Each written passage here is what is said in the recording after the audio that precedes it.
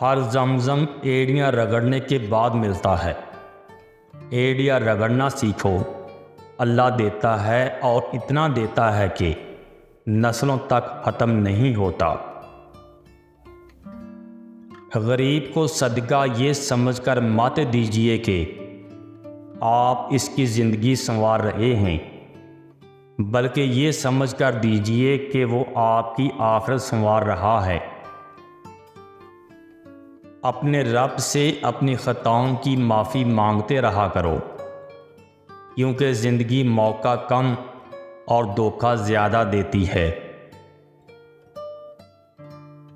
رشتوں کی قدر کریں، خاص کر ان رشتوں کی جنہیں آپ خود بناتے ہیں۔ اگر رشتے نبھانے کا ظرف نہیں تو رشتے بنانے سے گریز کریں۔ اگر کسی نے تمہاری راہ میں کانٹے بچھائے ہیں تو تم ان کانٹوں کو ہٹا دو، کیونکہ اگر تم بھی جواب میں کانٹے ہی بچھاؤ گے تو دنیا کانٹوں سے بھر جس طرح کانٹوں سے بری شاخ کو ایک پھول خوبصورت بنا دیتا ہے، اسی طرح غریب سے غریب گھر کو نیک سیرت عورت جنت بنا دیتی ہے۔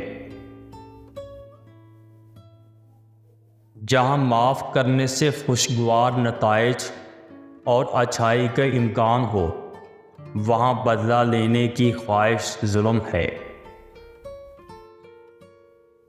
انسان برے لوگوں میں رہ کر بھی برا نہیں بنتا، بلکہ ان میں بھی کچھ اچھائیاں ڈھونڈ کر اپنا ہی لیتا ہے۔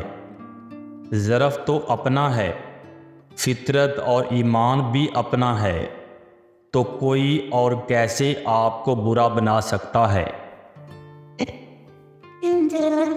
گناہ کرتے وقت کوئی انسان دیکھ لے تو فوراً ہمارا سر شرم سے جھک جاتا ہے، لیکن گناہ کرنے سے پہلے ہم یہ کیوں نہیں سوچتے کہ اللہ بھی تو ہمیں دیکھ رہا ہے؟ اپنے آپ کو اتنا حقیر مت جانو، یہ دنیا مرے ہوئے کو مزید مارتی ہے، مگر جو سینہ تان کر اس کے سامنے کھڑا ہو جاتا ہے اور اس دنیا کو للکارے اس کو سلام کرتی ہے۔ دنیا کو للکارنا سیکھو۔